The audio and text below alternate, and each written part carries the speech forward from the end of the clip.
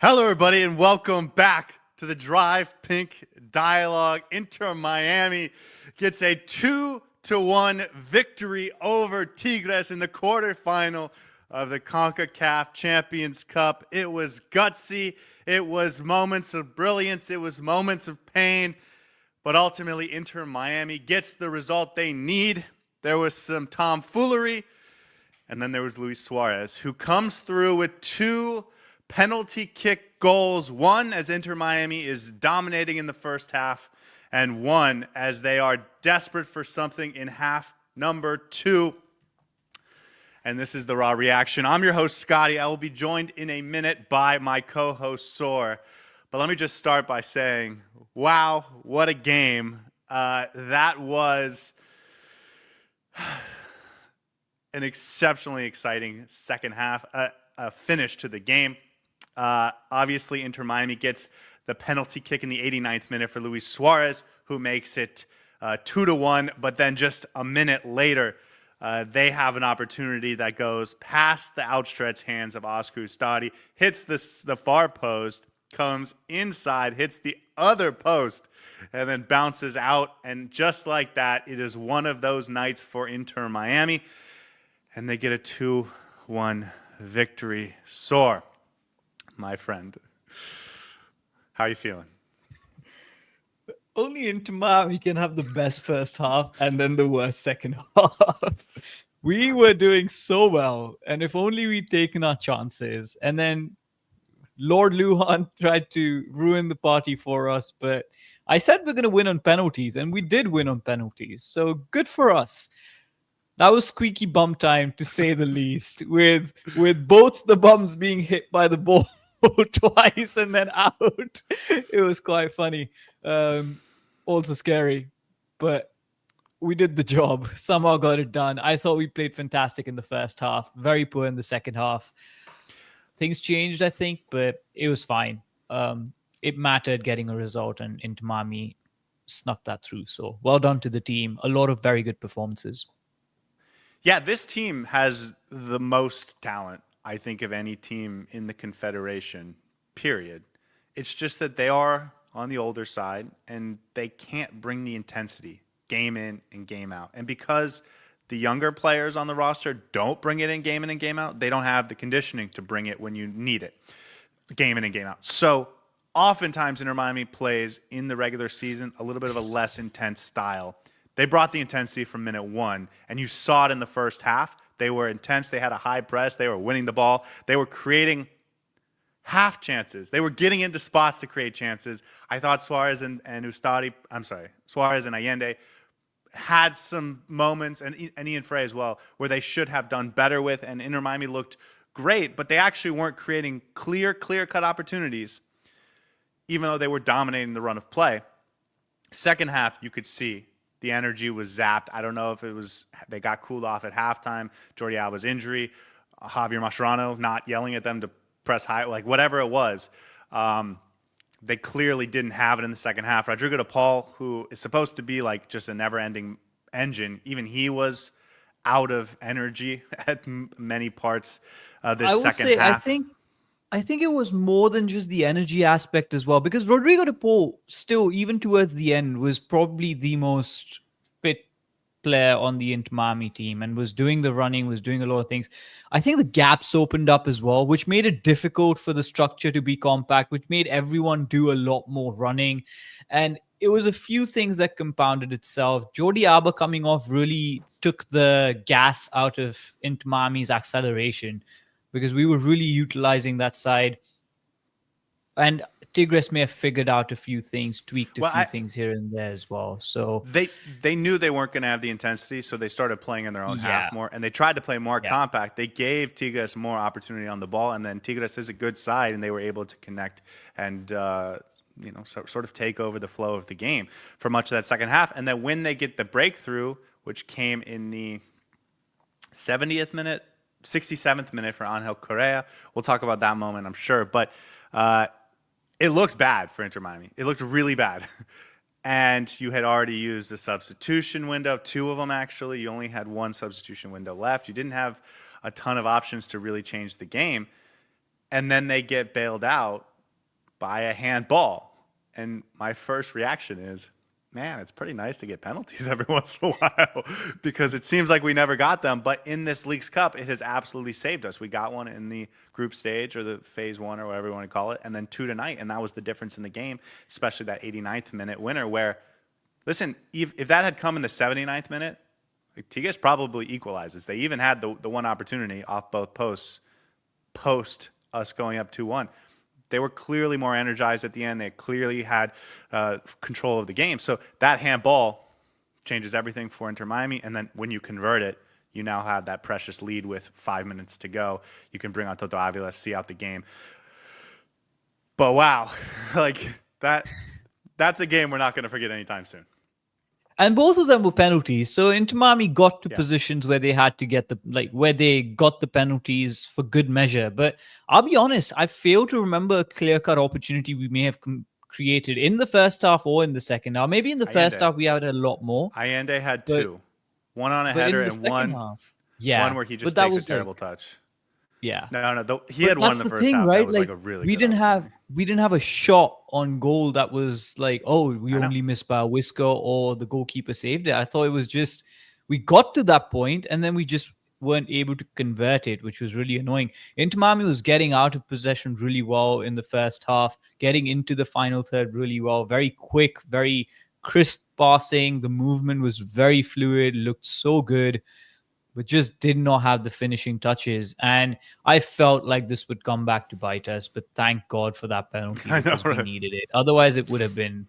Tigres was all over us in that second half, especially up until we scored that goal. Yeah, absolutely.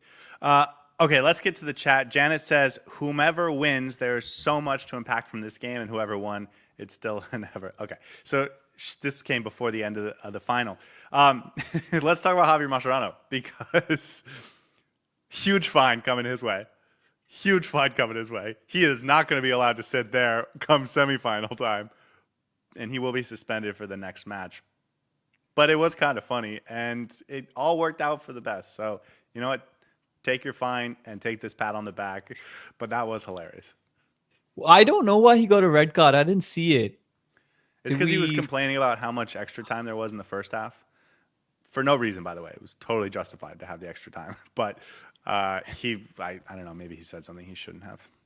Yeah, he probably did. But it was so funny watching him just sit there. He had a better vantage point from there than he had from the actual dugout, which was hilarious. Like, you could literally see everything from that side. First, he's yelling. Then he's on the phone with the assistant. Obviously, with the assistant. Anyways, he's going to get the fine. But you know what? Kudos to him for helping them get the win, if in whatever capacity he did. Janet says Suarez man of the match. 2 penalties, gets both goals. 3 of our 4 shots on target in this game. I thought there was some maybe frustrating moments at the very end in terms of not keeping possession and wasting time. But I thought he had some nice moments over the course of this game that filled me with. He had a nice game, I thought. No, I thought he was really good. Well, definitely among the better players in this team. I thought Rodrigo de Paul maybe man of the match. I thought Yannick Bright has a shout for being man of the match. A couple of good options. And I think you have man of the match tomorrow, so we'll find Yannick out. Bright. But, if he had scored in the 85th minute or whatever it was, that would have been the most incredible goal we've had all season. Jin says, vamos. Tunde says, we got away with one there when we didn't need to, meaning it didn't need to be that close. And Gabriella says our penalty karma finally swung back in our favor. And I think there's actually something to that because all of the moments where we should have gotten penalties, all of the lack of penalties we've gotten this season, if you told me we were going to end up getting these 2 tonight, I would have accepted it over the course of the season. That is karma coming back for us right there. Listen, if we don't get another penalty in the MLS for the next 7 games and then we get like 3 in the playoffs, I'm fine with that. That's more than okay for me. Absolutely. JC says, bro, Allende can't catch a break.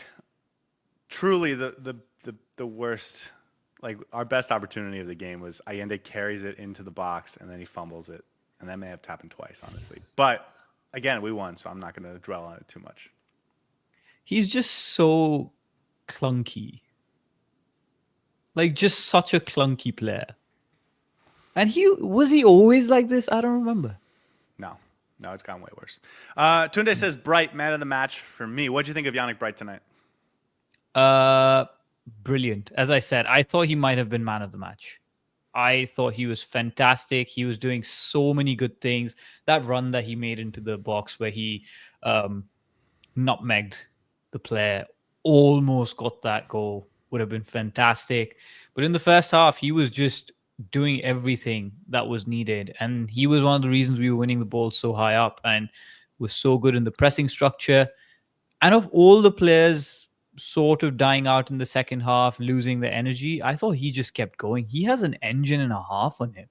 I don't know why Javi Mascherano would complain about him not being able to finish games because he was the most fit player I saw out there on all teams. Yeah, at the end, you could see like it was him and Gramaski and Noah Allen, and he's the only one that started this game that was still going for it. Cynical says, I called it. Took a Suarez brace. There was a lot of pessimistic people in our pregame show chat talking about how it's going to be very difficult, how Inter Miami may not be the better team with Lionel Messi. A lot of people picking Tigres to win this game. What did you pick again? Can you remind me? I said 1-1. Okay. And then Is this how you expected the game to go? kind of, yes. Very much This so. is how I expected the game to go. I thought Inter Miami would be a little bit more clinical in that first half and get a second goal, but ultimately, like I thought Inter Miami was going to have the upper hand for a real period of this game, and Tigres was going to have their moments, but that ultimately, like Inter Miami at home, being the better team, I thought they were going to pull this through even without Messi. This game went almost exactly like I was expecting. Yeah. Maybe not quite the dichotomy. Maybe I thought it would be a little more back and forth, but yeah. And here's the other thing: if Inter Miami doesn't convert, or rather doesn't get the penalties, right? Because both of these penalties were luck. It's not like you had a dribble and you dragged the foot and you earned the penalty. They were luck that their hand was in the wrong spot at the wrong time. We lose this game 1-0, and oh boy. Like, we, again, can't score any goals. And, again, we need Messi for everything. And, again, it was Lujan that screwed us. And, again, it was Ustari that couldn't make the save. I guess what I'm just trying to say is it's really nice to get some penalties every once in a while.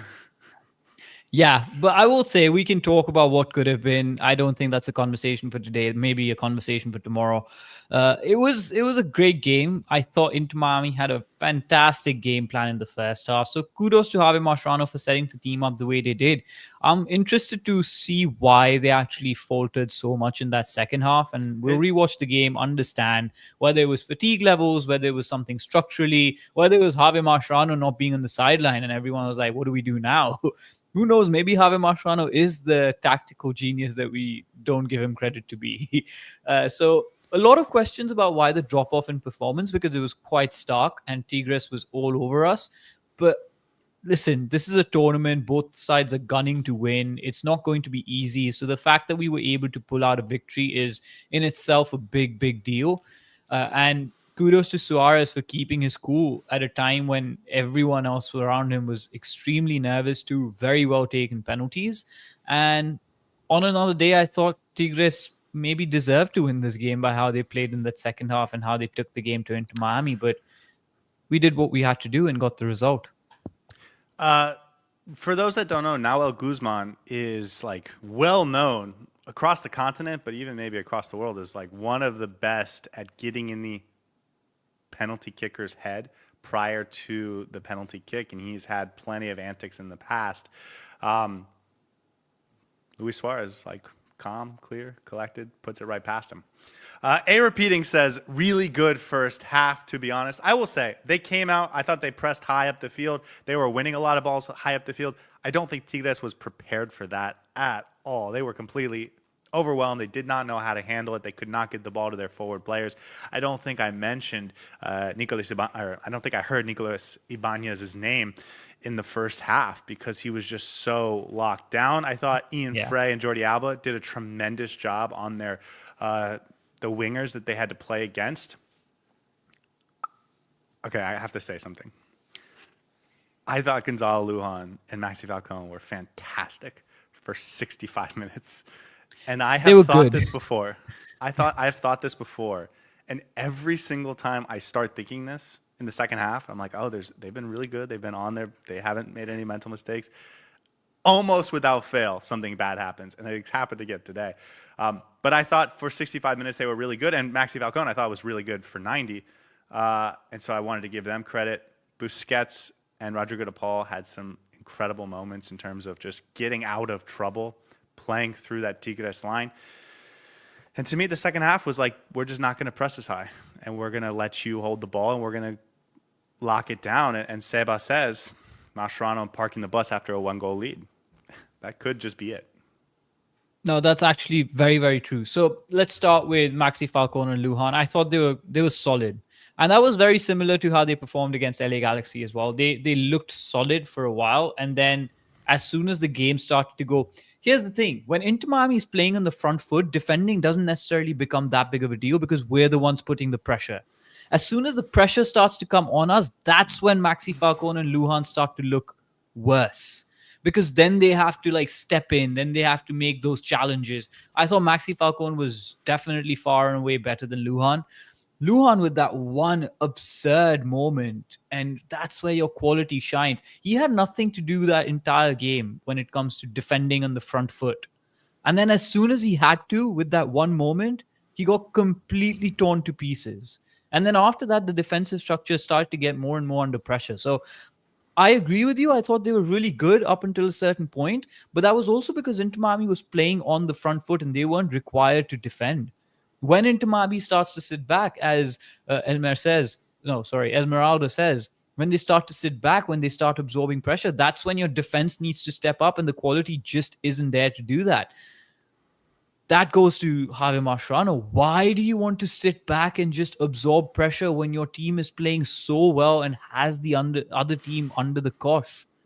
Why would you do that? So either it was a fatigue thing and he didn't want us to actually do it, but I also think there was some conservatism in there where they were like, okay, let's make sure our structure is more accurate rather than going out and playing flowy football. So a bunch of different factors, but I think Lujan and Maxi Falcone, for whatever they were this game, as soon as the pressure comes to them, and let's talk about Lujan, not Maxi Falcone, because I thought he was really good. As soon as the pressure comes on them, they just crumble. And that's just my opinion from this game. And this one looked like a mental mistake too. Like he kind of like led off a little bit thinking he had cleared the ball, and Correa just ran right past him. I also think Ustari should probably do better. If you get a hand on it, you got to have a stronger hand. But again, absolutely, mostly that's on Lujan. Anton says, and who wanted to bench Suarez again? I didn't. JC says Masha needs to set up a tin can phone line to communicate for the next game. Sean says the Bermuda Triangle is so poor. If we had better center backs, I think we get a clean sheet in this game, and we would have gotten a lot this season. But listen, I don't want to hang on that for tonight. Do you think Mascherano's going to get a big fine? Oh yeah, a big fine. I think it's gonna cost him his entire salary for this game. I think he might get suspended for 2 games. I think he might get suspended for the. I'm not sure what the rule is on using a phone to contact your things, because I've seen like it's not allowed. No, you're not allowed to do that, and you're certainly not allowed to yell straight. You're not allowed to do that. No way. I've seen coaches pass chits and stuff. Some even have like walkie-talkies, but I've never seen a coach literally be on the phone all the time. He spent the first 10 minutes just yelling from 10 feet away, just 10 feet away. Listen, I don't think and then he's on the phone with the assistant coach. I don't think that first bit should be penalized. He's just yelling. He could be yelling anything. Who knows? Definitely not. Cynical says never popping all the popcorn again. Elmer says, what about the ball hitting both posts? That was incredible. But before we get to that, I think we have a special guest for a few minutes. Ashley from Messi & Co. podcast. Can you hear us? Guess you can. I can hear you. Can you hear me? Okay, we can hear you. What did you think of the game? Oh my God, you guys. I'm calling as I'm driving home right now because I need to vent. I need to vent. And I have to say that was the most stressful 45 minutes of my life just now. Is that what you guys have been saying? Yeah, squeaky I bum was. time. That's what it It was is. a lot of fun, I think, because we won. What was a moment, or like what you were in the stadium? What was a moment that really, Yeah. like, you think the audience needs to hear about from the inside perspective? Well, I mean, you could hear a pin drop in the press box for the whole second half. Literally, you can't hear it. Like no one is talking. Everyone is in such shock because within what seemed like a perfect messyless game plan, within 2 minutes, Jordi Alba is hurt, and then no one knows why on earth he goes back on in the second half. Everyone thought Noah Allen was getting ready to make the sub. And then Mascherano is not there anymore. And then you're like, wait a second, what? And we're not getting the information. So it just becomes chaos. And then I'm thinking we're going to lose up until the last minute.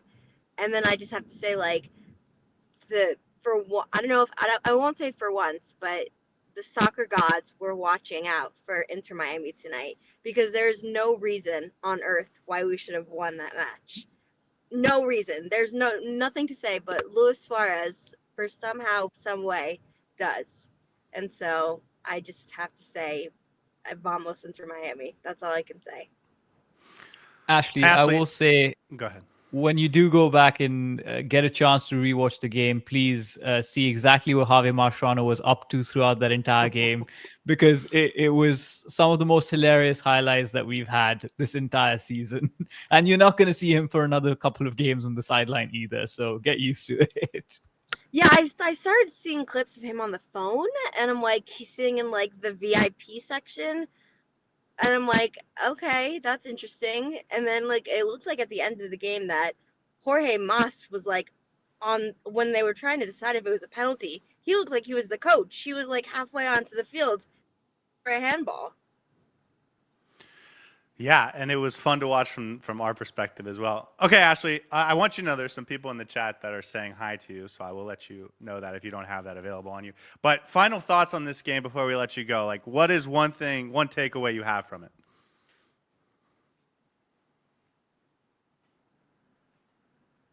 My takeaway is that I hope we see a lot of Bright, uh, of Yannick Bright, with Sergio Busquets and Rodrigo de Paul, even if Messi is available. I think there are ways that you can play the three of them in the midfield because I think Yannick Bright is such a valuable player of this team and he has such high quality that they need to find a way to play all three. That's my hot take.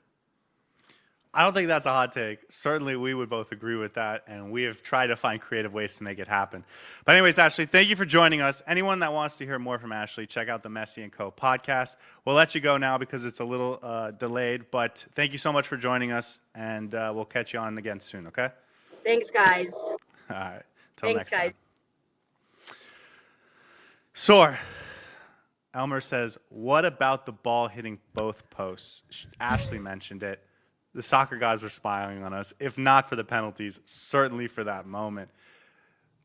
I've never been so crushed to elated in half a second because I thought we had lost it to I knew we had won it in just like No. It was snap of a finger. crushed, elated because it hit the post, didn't go in, hit the post again, and didn't go in. So it was a bunch of emotions at that time.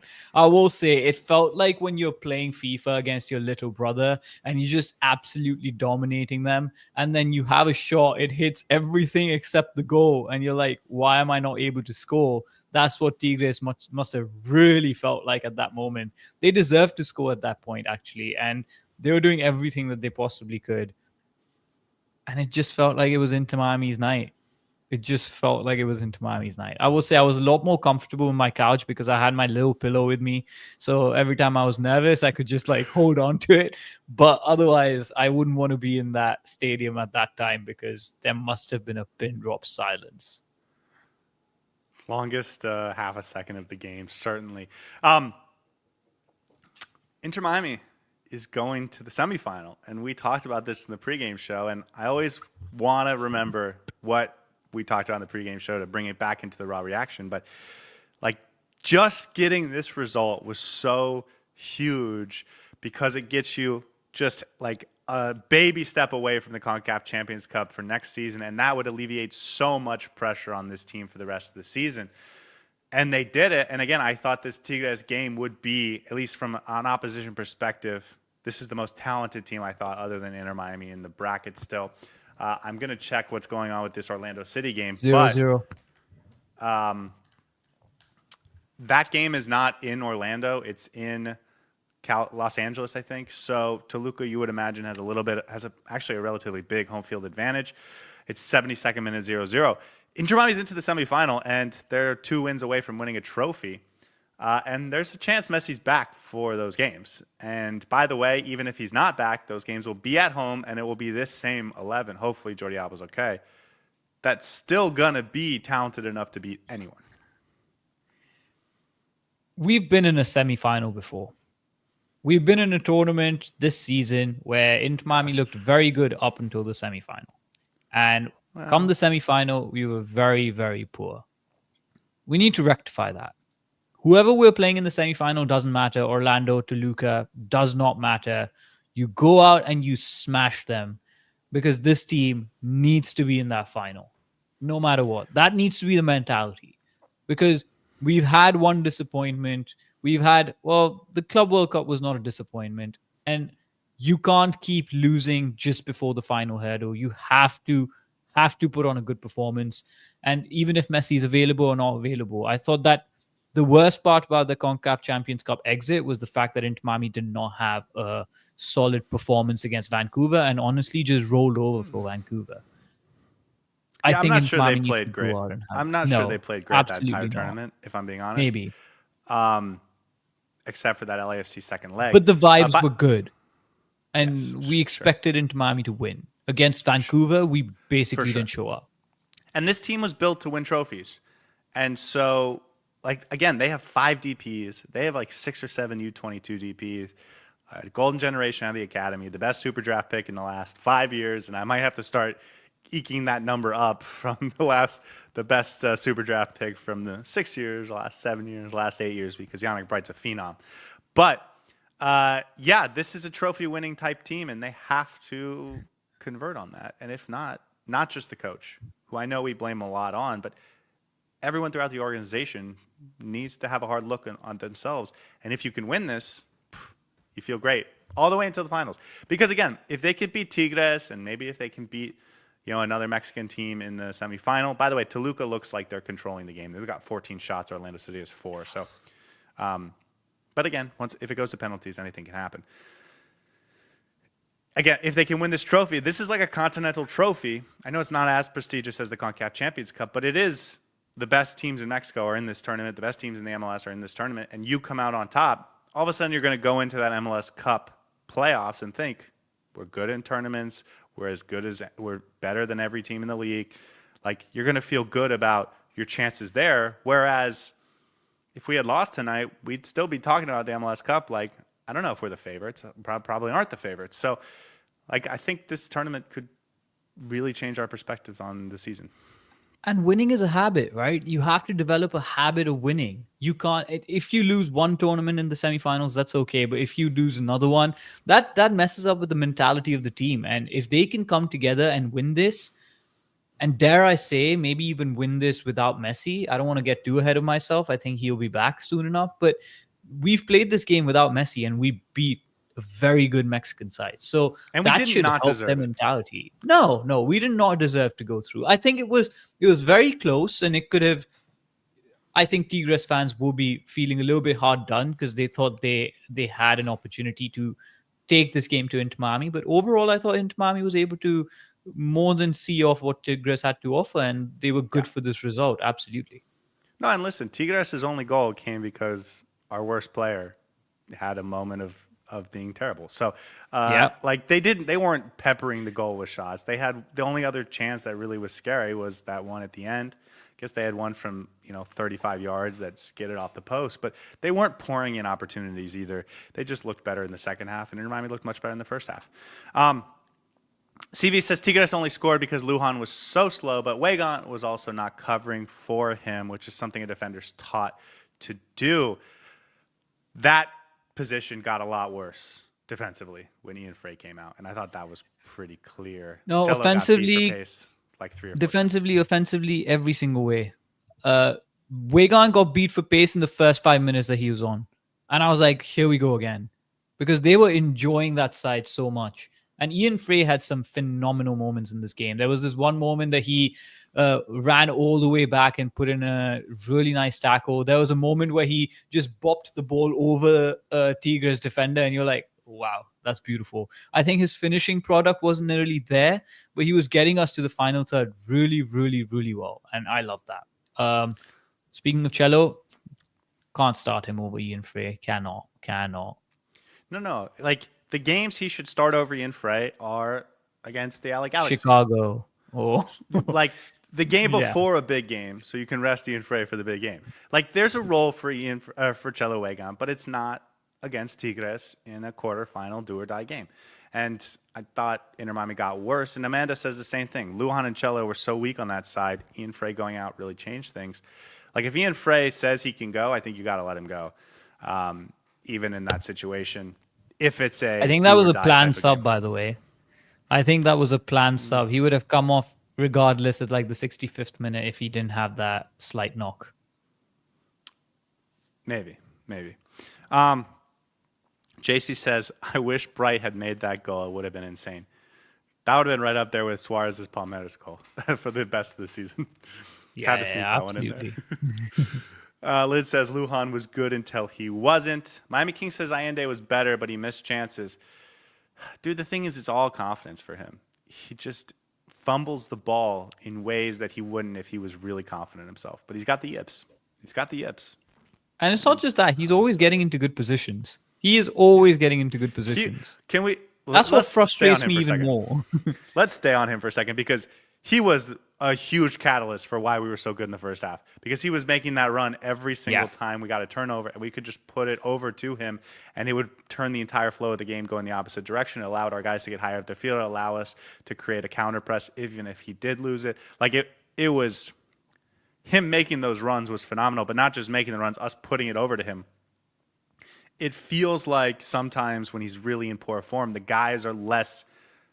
They don't want to put those balls into him. And then he really becomes useless because he stops sort of spreading the back line back. Not because he stops making those runs, but because the guys don't trust him to do anything with the ball. Yeah. And then it becomes like just a self-defeating sort of spiral. But when they do push the ball over, which was clearly the game plan, it opens up a lot for Inter Miami. It really does. Yeah, and then if you can get a couple goals from him, he's amazing. And that's the thing, right? I think you put Fafa in that place, and he does something very similar, and maybe gets you better output, at least at this point in time when Allende is really suffering. But Allende knows what he needs to do on the pitch. Is just converting the opportunities. Yeah, and holding the ball. I mean, listen, his touch has been really poor, but yeah, like, even if he's not scoring, even if he does have a bad touch, just playing through him will create some things, and you don't have to do it every single time. Elmer says taking out Fran Segovia after Alba got injured was a mistake, and Paolo says once Alba and Frey went out, it was all Tigres. Let's talk about Segovia for a minute, because I thought in the first half he was having a really nice game, dropping into the pockets and then being a sort of ball progressor. What do you think of Telasco tonight? Dude, he just goes about his business, man. I feel like he's so much more influential than people give him credit for. He's one of those players that if you don't need to notice him in a game, but once you start actually noticing him in a game, you realize how much he's involved in the link up, in the press resistance, in the little pockets that he takes up, taking away defenders, providing that 1-2 touches. Really good in the first half. Didn't have much to do in the second half because we were just on the back foot most of the time. So very, very different 2 halves for him. But again, I love Segovia, man. I think he's brilliant. And I don't know why he can't play 90 minutes. I think he has the legs and the stamina to. This is just another Yannick Bright excuse that Javier Mascherano is coming up with. Yeah. I think the thing about Javier Mascherano, maybe this is true. He's convinced himself of things, and then he kind of closes his eyes to like the reality in front of him. And one of the things he's convinced himself of is that Segovia can't make it into the 75th minute. And he's convinced himself Lujan doesn't make mistakes. He's convinced himself Ustari is a great goalkeeper, and we're living with it. That said, Ustari did have one really, really nice save in this game. You know what? Now that I'm thinking about it, Tigres did have some real chances in that second half. Janice says... Yeah, they did have some...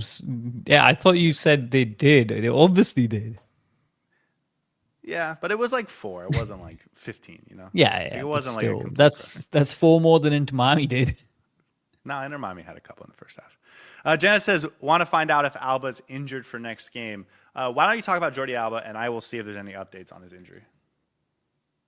Jordi Alba was brilliant. He was getting up the field. We were playing through him. He was getting involved. I thought we were using the right-hand side more than we were using the left-hand side. But that injury was a little bit annoying. He was really good in that entire 45 minutes, and him coming off, and I say a little bit annoying because him coming off, I think, did change the complexion of that second half. It's hard to know because it was so close after halftime. Yeah. You didn't really get you weren't sure if it was because of the halftime changes or because of Alba missing. But no, I thought he was excellent in the first half. Again, they were really vertical when they got the ball, and Jordi Alba obviously on that left side, Ian Frey, Tadeo Allende over the top. Like, they were creating vertical lanes for them all across the field, and it allowed Rodrigo de Paul and Yannick Bright to push high up the field. It allowed Suarez to get in positions to be dangerous. I do think if we're going to keep that, which I'm not necessarily sure we are, but if we are, I think the team needs to figure out how to create better opportunities on goal, because that is the one thing that was missing. They were getting high up the field, but they weren't able to actually get like clear-cut opportunities on goal. And they'll need to fix that. Yeah, and go ahead. It's really sad because everything up until that point was very, very good. Dude, what's the deal with Rodrigo de Paul?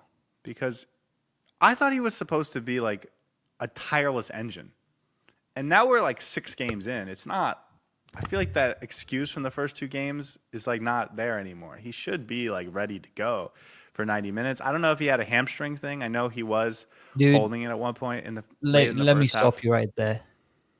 This guy has played an entire season with Atletico Madrid at the highest level. He hasn't had a single break. It's 100% an excuse. He has not had a break. But what you're implying... Not even the Club World Cup. He was playing all the games in the Club World Cup. He had a month off, and now he's back playing every single game, 90 minutes. There's obviously got to be some sort of a fatigue factor there. He's not a robot or a machine. And I didn't think he was particularly poor when it comes to his physicality levels. There were other players in the pitch who were worse than... He was walking a lot in the second half. And by the way, that doesn't imply he had a bad game. I thought he was excellent in the first half. What you just described, by the way, I think is very normal. Like, you ramp up, but a month off is what professional athletes at this sport get in Europe. And again, like, what you're saying then would imply he's not going to get there at all this season. Like, it's not like it takes 12 games to get into 90-minute shape. It's been 6 games. Like, he should be there, I think. So that's a little weird, but maybe it's because he hurt his hamstring in the first half, and I think that's fine. And Nick Smith says it. DePaul looks like he has a knock.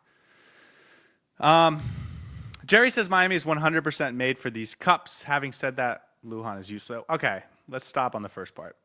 Miami, a cup team. Is that how you feel about this team? Because one of the things last year is they scored a lot of goals, but they ended up not doing so well when it came to cup competitions. And as you remind us every time, defense helps you win cups. And this team does try and play a more defensive style. I don't know. What do you think? We haven't won a cup, so we can't be a cup team. When we win a cup, we might be able to be a cup team. We haven't won a cup, so I don't think there's anything we can win. We're just a team. That's it. So Tony says once we win the League's Cup, then maybe. Tony says explain why Alba wasn't subbed at halftime. 100% he should have been. He thought he was going to make it, and it ended up being a terrible decision. But it's not one that cost us the game, so I'm just going to forgive it. JC says Fafa not being subbed on was wild. How'd you feel about the substitutions in this game? Not necessarily like the decision to make them, but just how did you feel about the players who did come on? I didn't particularly think they were very effective. Benha was I didn't think he had a particularly good game. Allen was good. I thought he held the fort down. Obviously not as fantastic going forward as Jordi Alba, but I thought he was fine defensively as well. I thought he was good. And when Allen came on, they were attacking from the other side on Wegan's side, which was interesting to see. Who else came on? I think that's it. Kremasky, who wasn't. Kremasky, I didn't think it was particularly impressive. Yeah. Although I will say in the last 15 minutes, he gave us some legs that I think did help, but he had some poor touches. And then Toto came on for the last 5 minutes, and he did an excellent job, right? 0 goals per minute played in his performance today. No, I think Noah Allen was the one that you would give sort of thumbs up to. I didn't think Cello was particularly good. Okay, now let's talk about each decision. Of course, Noah Allen is not much of a decision. Jordi Alba goes out. Noah Allen, natural replacement. He would, even if he had started this game, they just would have moved him out to the left side and brought in a new center back. You said you thought Cello for Ian Frey may have been a planned substitution. Why do you feel that way? I think it's just general Javi Mascherano thinking. He obviously doesn't think some of his players can finish a game, but also just defensively as well. Remind me, were we up 1-0 when Wegan came on? Mm-hmm. That's probably why. I think he wanted to shore up the defense a little bit. Do you think they think that Cello's a better defender than Ian Frey? 100%. Obviously. I don't think they do. I think they do. I think if they thought that, Cello would have started today. I think I think that they looked at Ian Frey go down with an injury, and it looked like he was going to have to leave the game. And they decided we're going to make this substitution. And then Ian Frey pops up and is like, I'm good. And they were like, nah, we're not going to risk it. And they just made the substitution anyways. But I will say, the fact that Kremasky comes on for Segovia, which I guarantee you was a planned substitution, does lead some credence to your theory. Elmer says this was a Club World Cup type of feeling. And this is something I did want to talk about, so I'm glad Elmer brings it up. The intensity from Inter Miami is exactly what made our Club World Cup run so special. It's what allowed us to compete with these top teams from across the world. And that first half, man, they had an intensity we haven't really seen since the Club World Cup. It was a lot of fun to watch, I'll say. Yep, I agree. First half was really good. Do you think Messi plays against DC, says JC? I think he may be on the bench if he's available. I don't think he's going to start that game. You don't think he will? No, but I do want to figure out when the Leagues Cup semifinal would be. I think it would be next Wednesday. Mm-hmm. I think so as well. And then the final would be next weekend. So that Chicago game next weekend is going to get moved. Inter Miami will either play the third place game or the final that night. But either way, that game's going to get moved.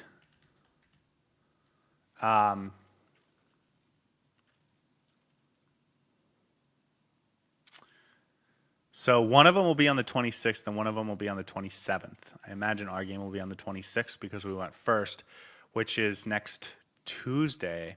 If Inter Miami plays next Tuesday in a semifinal and they play Saturday night against DC United, there is zero chance that either Jordi Alba, neither chance of Jordi Alba or Lionel Messi in that game. And by the way, probably not Yannick Bright or Ian Frey in that game either. So Inter Miami is going to have to rotate a lot. I would expect to see Fafa Pico in the starting lineup.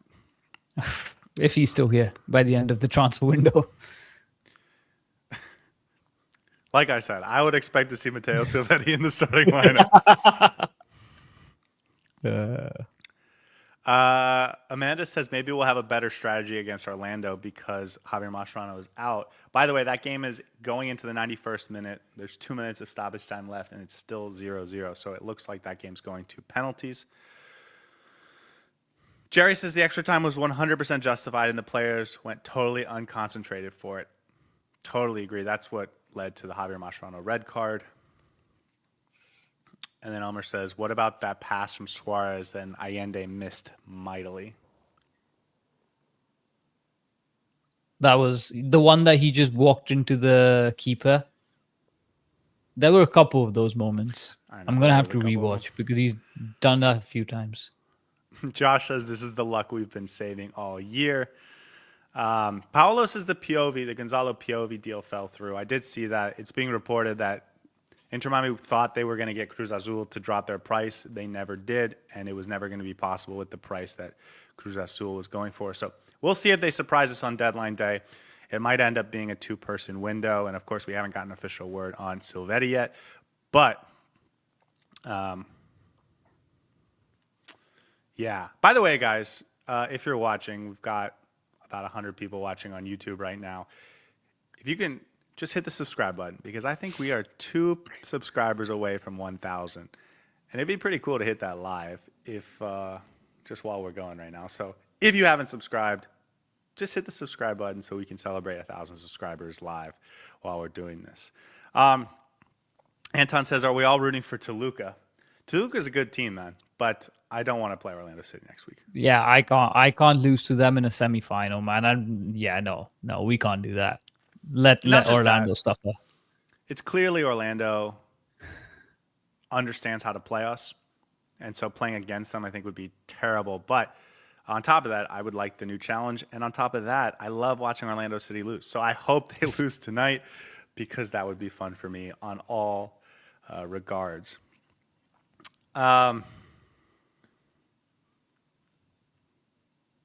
Okay, guys, we need one more subscriber. Just do it. Just do it. Just do it. So, anyone else in this game you want to talk about while we distract from that one last subscriber? I'm trying to think. I thought Correa was very good, and by the way, we've just hit 1,000. Congratulations, Scotty. Hey, man, congratulations to you, and thank you guys for making that happen. What a night to do it, too. What a game to celebrate, and that's a personal milestone for us that we've been thinking about for a couple months now, and the fact that we finally just did it, especially on a night like this, man, what a huge night for the Dry Pink Dialogue. And again, the only reason this happened is because we have so much fun coming on here and talking with you guys, and I know we try and say that all the time, and I hope we don't say it too much that it loses its effect, but the truth is, like, we only do this because it's a lot of fun to come talk ball with you guys. And so thank you for being a part of this. Thank you for being on the journey. It's been so much fun. And Saur, thank you for agreeing to do this with me, man. It's been a lot of fun. I know, for anyone who wants a behind the scenes look at this, we started it because both of us needed somebody to vent out to whenever we watched Inter Miami play. And we were like, you know what, let's just get on the mic and start talking and see if anyone even wants to bother to listen to us. The first time we ever did this, I think we had 2 people watch us live. And we haven't looked back since. And it's never only been about numbers for us at all. The only reason we do this is because we see some of you come back time and time again in the chat, interact with us, and it's become like a community that we feel a part of, that we hope you feel a part of. And it's been a phenomenal experience. We never thought it would get to where it has. And here's to another 1,000 and maybe even more. But it's not about the numbers. It's about the journey, and it's about having these moments, getting on the mic and talking to you, Scotty, and talking to everyone else who gets involved. So thank you so much. And I hope you guys continue to stick around, because it's only going to get bigger. It's only going to get better. And hopefully we can celebrate a few more Inter Miami victories and cups while we are on live. All right, guys, maybe we should call the raw reaction with that. I think that's probably a pretty good way to do it. I'm going to stay on and answer a few questions after, but for now, thank you so much for being a part of this. Thank you for joining us tonight. What a win. Inter Miami is going to the semifinal next week, and they have 2 90-minute periods to clinch another trophy, their first of the season. Saur, any final words? Semifinals, here we come, and we're going to win it. Let's go. All right, guys, we will see you next time. Hey everybody, thanks for tuning in. Do us a favor and hit that like and subscribe button. Since our first viewer, sharing this with you all has been the very best part. So from the beginning until the end, thank you for being a part of this and have a wonderful day. All right, guys, welcome to the after party. We're just going to keep talking about this game and anything else you guys want to talk about in the chat while Saur is having his little dance party in the background here. It has been a phenomenal journey, and I really do mean all of that. Okay, Tracy says, I always try to think positive about all the players, but I was screaming so loud at Lujan and Allende that my dog and husband were concerned. No, I think every single player on this team, save one, has really like something you can like celebrate it and cheer on it and think there's a role and a way for that person to have a real serious impact. I think they're all good in their own way, save one. So, no, I think that's the right attitude. And so even when we talk about Allende and we talk about his struggles, it's always in a way of like, how do we spark him? How do we put him in the right situation to have success? And that's why we've talked about bringing him off the bench or giving him a break, giving him 90 minutes off. It's because we do believe in him. Or at least I believe in him, and I think there's a way we can spark him into being a hugely impactful player as we get into the MLS Cup. But the way to do that clearly isn't to just run him out every 90 minutes because that hasn't been the effective way to make it happen. Jerry says Mascherano should get fired tonight for arguing for no reason. He needs to show players composure, not recklessness. That, I think, is wishful thinking. Pepto says FIFA paid the post. That post came up clutch for us a couple times in this game. Sean says we need to win the one out of the next two to get the CONCACAF Champions Cup spot. Yeah, this is one of the most important parts of winning tonight is getting that CONCACAF Champions Cup. And I have been trying to say this is not guaranteed all season, or at least since we had our first downturn this year. Because that spot doesn't just go to the best teams always. You do have to kind of luck your way into that. And if there was a way Inter Miami didn't end up with one of those spots, it would be an absolute disaster because not only does it wreck this season, and it means you had a failure this season, but it also limits your opportunity to have an incredible year next year. And that was, I think, always very scary. Inter Miami now in the semifinals, they need to win one of these next two. They haven't done it yet. Both of these teams are going to be good competition, but sorry, just checking the Toluca-Orlando City game. But the hardest part is over. Getting through that phase one where only 3 teams make it through, that was very difficult. I think Tigres is the most talented team we were going to play left in this tournament. A lot of the best teams in Mexico did not make it through that gauntlet of a phase one. I think a lot of the best teams in the MLS did not make it through that gauntlet of a phase one. So Inter Miami did the hardest part. Now, go win one of the next two. And in fact, if you go win both, you win a trophy on top of it, and everyone's feeling great about themselves. And hopefully that's what Inter Miami is about to go do. Miami King says, if we pass the semis, we will win the cup. I'll be honest, I haven't thought much about who's on the other side. Pachuca, Puebla, Seattle, and LA Galaxy. All 4 of those teams are playing tonight, so we will know the semifinal by the end of the night. But I think Seattle's probably the best. None of those 4 teams, I think, are particularly scary, especially because Inter Miami's going to host both the semifinal and the final. And at home, this team is really good, and I think Lionel Messi will play in both of those games.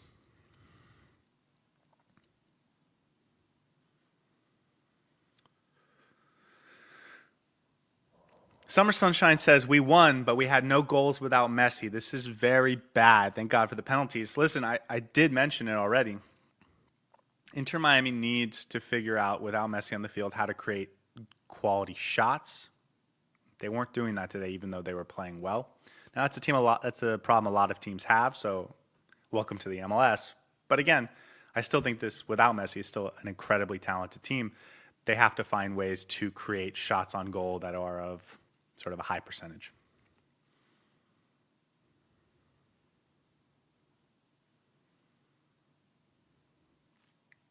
Jerry says, by the way, the league will consider after 2027 to create a different playoff format and give more importance to the supporter shield. No other league that I know of has this ridiculous playoff system. First of all, there are lots of leagues out there that have a playoff system, including Liga MX. for both the Apertura and Clausura. But as far as playoff format changes, I think the biggest thing is they're not going to make any changes until they know what the calendar is going to look like, and any changes that aren't cosmetic. And I don't know if that calendar is changing anytime soon. They wanted to vote it through back in January, and they didn't have the votes, so they decided not to vote on it. They thought they were going to do it again at the All-Star game, and they didn't vote on it, which means they didn't have the votes. So I know people think that's going to happen, and I would say that's probably the safe bet. But the fact that they've tried to rally the votes twice now this year and have not been able to do it actually makes me think there's a chance that it might not end up happening, because there's probably some really staunch resistance to it. But we'll see. Ash says the team makes easy things look difficult. Hernan says we're not beating Orlando. I wouldn't be so sure about this. This team has a way of showing up when they absolutely need to, especially coming off sort of an embarrassing loss to Orlando a couple weeks ago. Miami King says Messi might have to play if it's in the final. I think he'll play in the semifinal next week. I do.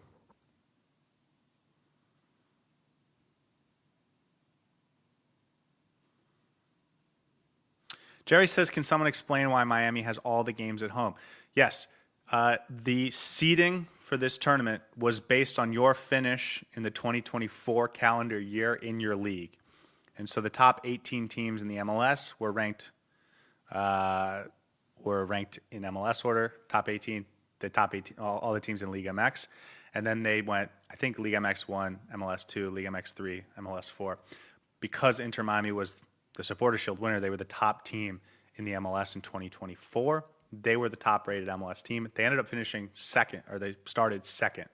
And the only team ahead of them was Cruz Azul. But, of course, Cruz Azul does not make it out of the group stage. So if they had played Cruz Azul at some point, it would have been sort of in a neutral site, whichever Cruz Azul, whatever their home ground was. But any other team they would have been home field advantage against, or would have had, and will still have. Pepto says, I have to disagree. Miami didn't deserve to win. I don't know if I said that they deserved to win, but I think I said that they didn't deserve to not win. And what I mean by that is I think this was a pretty even game. Obviously, a little bit of bias in the second half because recency, Tigres was better. But in that first half, I thought Inter Miami was clearly better. So I thought it was sort of a balanced game that could have gone either way, and Inter Miami pulls that out. But I didn't think Tigres was like clearly the better team and clearly deserved to win, is what I meant by that. And of course, Edward says, I thought we were noticeably better overall.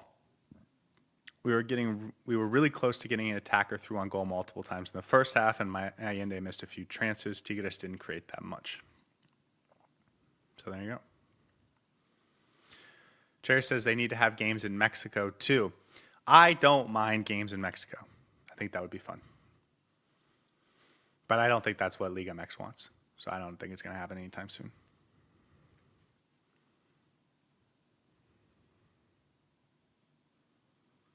Ash says if the game went to pens, would Rocco be subbed in? They did leave themselves one substitution if they wanted it, but I don't think so.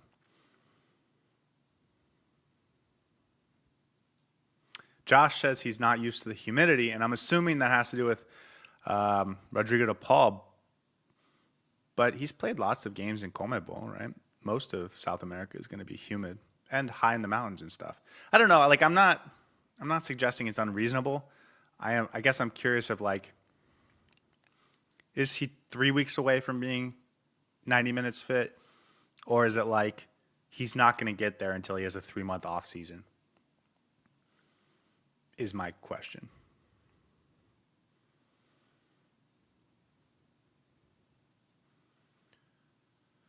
Sean says this game was in smoke.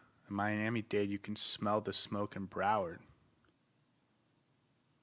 Air quality was 75, and at 100, they'd say don't spend more than 15 minutes outside. At 125, they tell you not to go outside at all. Is there a giant fire or something?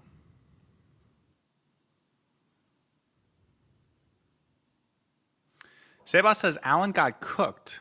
I don't remember that. I thought he had a couple nice moments down the sideline, actually. I thought they were much more effective on the opposite side against Cello.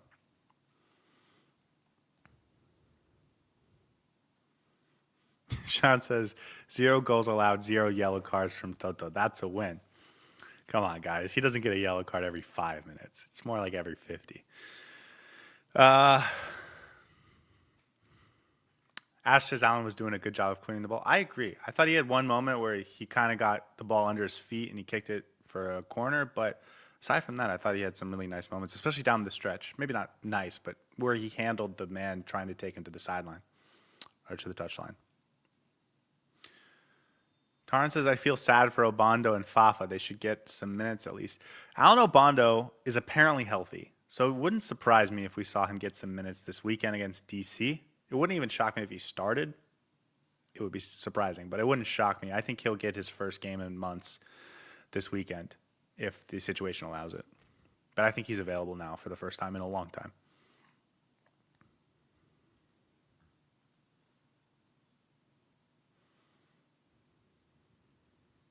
Sean says Bright can be a great box-to-box, maybe, instead of just a DM. He is... he's getting better at those aspects of his game. And the carry into the box and then through the defender's legs, that, and if he could score that, that would have been really something. But ultimately, it was... He's developed his ability to pass the ball, especially those like switches to the other side.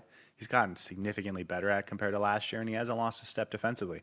And in fact, I think he would be more effective defensively if that's his only role. But for him to still be an effective defensive player, like a great defensive player, and still add these sort of box-to-box type aspects to his game, it's phenomenal. He's an incredible talent.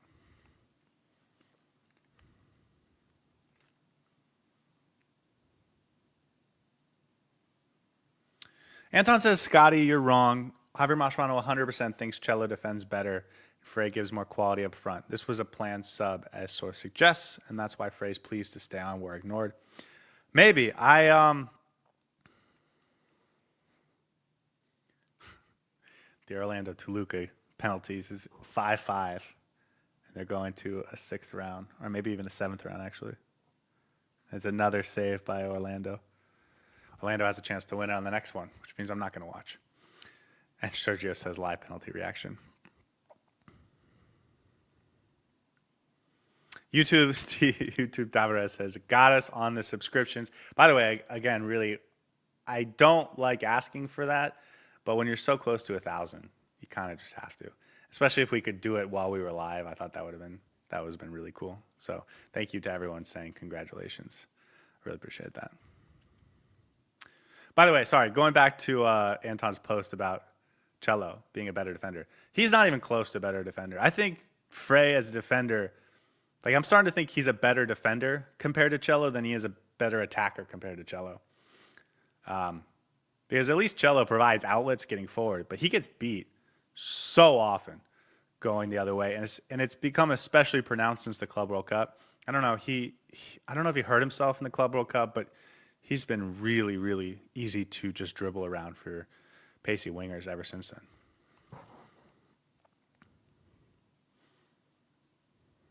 No, thank you guys for all the congratulations. That's very sweet of you.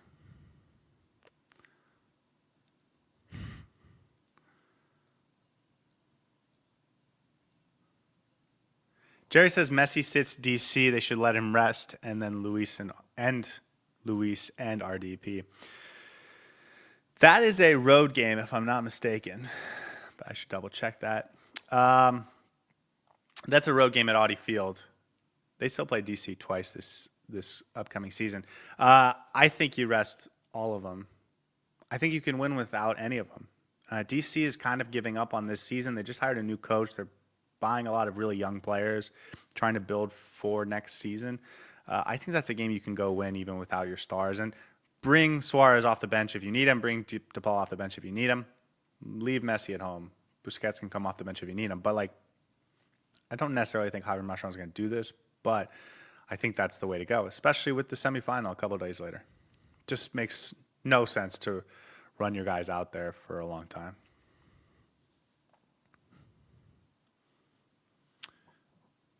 Pepto says Miami shouldn't try to negotiate with Mexican clubs. The hate they have for Messi is real. I love Pokemon says I was $9.99. Thank you so much, because that's again, it's so cool to hang out with you guys, and the fact that you guys want to talk to us, it's just awesome, and I feel very blessed and lucky to be able to be a part of this. Ash says, what's more painful, Tata tactics or Mash Madness? Mash Madness. The thing about Tata was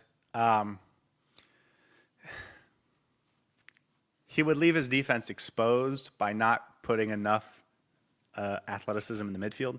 And he wanted to give guys like Gressel and Busquets like the opportunity to run the midfield, but then they were just too exposed going the other way. And as soon as Yannick Bright came into the lineup, and not just into the lineup, but like emerged as a professional player, because again, at the beginning of last season, no one was really sure if he was even going to be MLS caliber. So by the time he actually breaks out and he goes in as a defensive midfielder, he changed everything for the team. And then you go back and you look at the playoffs, 3-game series against Atlanta. Yannick Bright goes out at halftime of game 2. Inter Miami's given up 1 goal in the first 3 halves against Atlanta. They gave up 5 goals in the second 3 halves, and Yannick Bright didn't play any of them. Now, that said, you would want more than one defensive midfielder. I thought when they moved Gregory on, I think you kind of have to hope Redondo can be that guy, and we learned Redondo wasn't really that guy, so that was tough. Jerry says, I want Orlando because we can get revenge, and then Boosie for coach. Sean says last year's without Messi team was better than this year's team. There's a couple of reasons for that. One, you have creative players outside of Messi last year everywhere, and especially Julian Gressel and Matias Rojas. Both of those players were able to both create not just ball progression and chances, but like assists and goal scoring opportunities and goals in Matias Rojas' case. They don't really have that this year.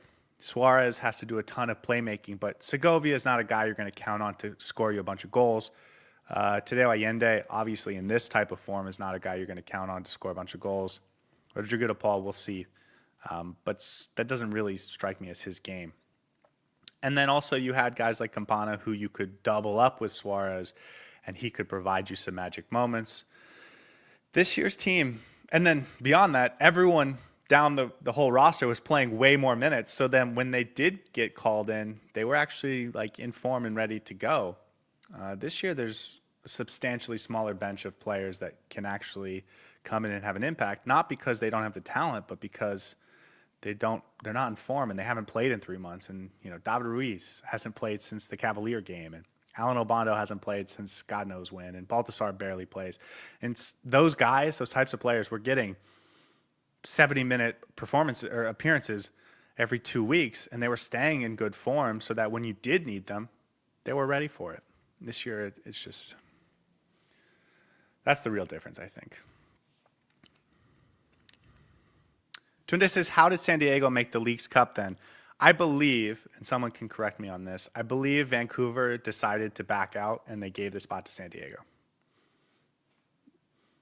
I don't know what the deal was with that, but Sean says there's a giant fire in the Everglades. Okay, that makes sense. Kind of sucky, but... Oh, it's just southwest of the stadium. Okay, well then that explains a lot. I apologize for all of the slander. People in the chat are saying Orlando's coming up. Well, listen, at least that game's going to be in South Florida. And Inter Miami gets a chance to get revenge right away. And you know what? I don't think the players would have it any differently. And I'll be honest, I think Toluca was the best. Oh, maybe I'm... Sean says that Gillespie just did a Drake. Gillespie hit the final penalty. Wow. I don't think the players would want it any other way. I think they want Orlando. And I think Messi's going to play in that game. So I think Inter Miami can win that game for sure. Now, if Rocco starts in goal, it's a done deal. But with Ustari in goal, it might be a little hit or miss. Kidding, of course.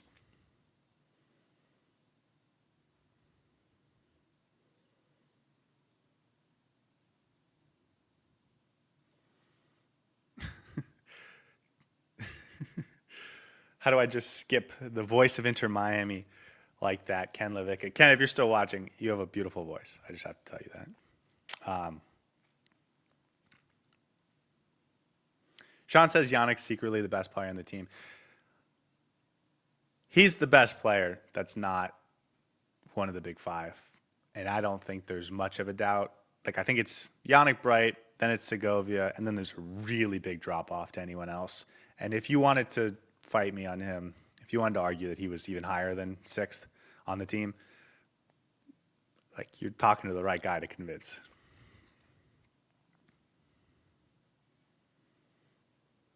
Fire out in the Everglades. Tunde says, let's get back to bullying Orlando. 5-0 Inter. Let's do it. You know what? I would take a 1-0. Sean says, Yannick Bright's the best player. No buts. Nick Smith says, sucks that we're not getting Piovi or at least someone on the back line. I wonder if they have a backup plan that they're going to pull out tomorrow morning. I wouldn't necessarily count on it. And maybe we'll have a conversation on what this transfer window actually looks like. It's hard to imagine you getting a young, exciting U22 winger in Silvetti and Rodrigo DePaul and still having questions about whether it was a good transfer window, but they lost so many players, right? Drake and Leo Fonso and Redondo, like a lot of depth came off of this team. And David Martinez also. So we'll have that conversation at some point. But for now, let's give them another 24 hours to see what they can finish up with. Pepto says we'll need to find an answer to their physicality fast.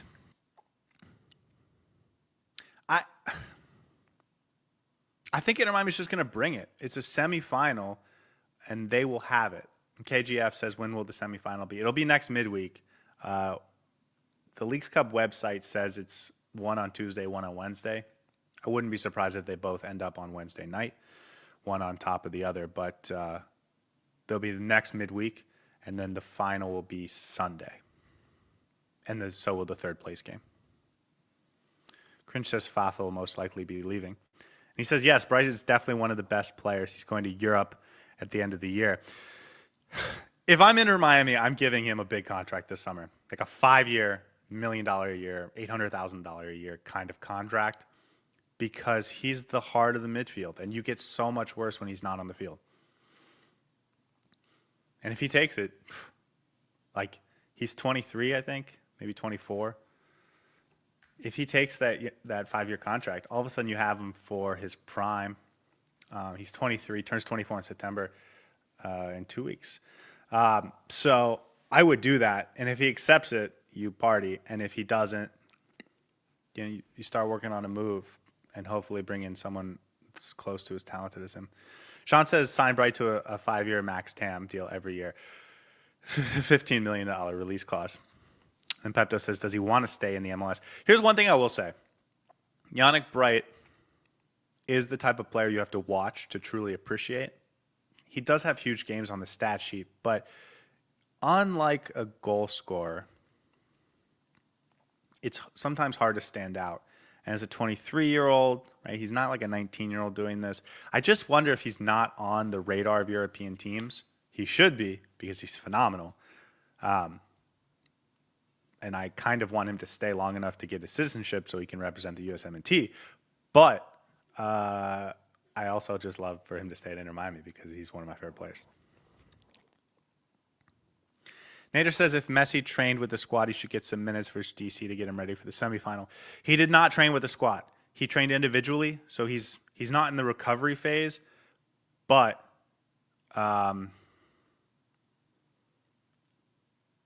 he hasn't trained with the team yet. But we'll see what the updates are this week. Sean says Bright can go to Serie A or Championship. Oh, dude, you're so wrong. Oh, he's so much better than that.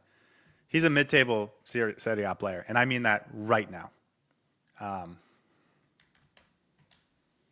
He could go to like the 12th best team in the Serie A and be a starter for them. And I mean that so seriously. Maybe like I don't want to predict, but And he's the kind of player that I think could play in any league in the world other than maybe the Premier League. The Premier League is very high, but there's a mid-table team in Germany or in Italy or in Spain that could use him. Like any team outside maybe the top 3 or 4 in France could use him. Tanner Tessman is an American that plays for Lyon in France, which is like a top half of the table team. Yannick Bray is way better than Tanner Tessman. So, like, forget the English Championship. Forget the Serie B. Like, he's way better than that. Sean says his skill set is Italy or English. That feels like a pretty big dichotomy, if I'm being honest with you. I can understand why you'd say not Spain, but again, we've seen so much development from him this year. I would hate to put a limit on what he could really be. Again, you have to remember, he's only been a professional for 18 months, maybe 20 months now. He was a college kid 2 years ago, like training on the side and going to classes and writing essays in a second language. Like he's only been a professional athlete for 18 months, and we've seen the type of growth he's had. He's been a professional athlete a shorter amount of time than David Ruiz and Kremaski, and so I would not want to put a limit on what he could be as a player. And I think he's already good enough to start for like a mid-table Serie A club. I really do. Anyways, I will happily talk about Yannick Bray for the next 20 minutes if I don't stop myself. So I will finish it there. Thank you guys again for 1,000 subscribers. That's just unbelievable. It blows my mind. But I guess I'm just overwhelmed with sort of being thankful. We'll be back tomorrow for the full game recap and probably spend a few minutes talking about the transfer window as a whole, and maybe we'll get some surprise names. But until then, I hope you have a lovely night, and I'll see you guys next time. Hey everybody, thanks for tuning in. Do us a favor and hit that like and subscribe button. Since our first viewer, sharing this with you all has been the very best part. So from the beginning until the end, thank you for being a part of this, and have a wonderful day.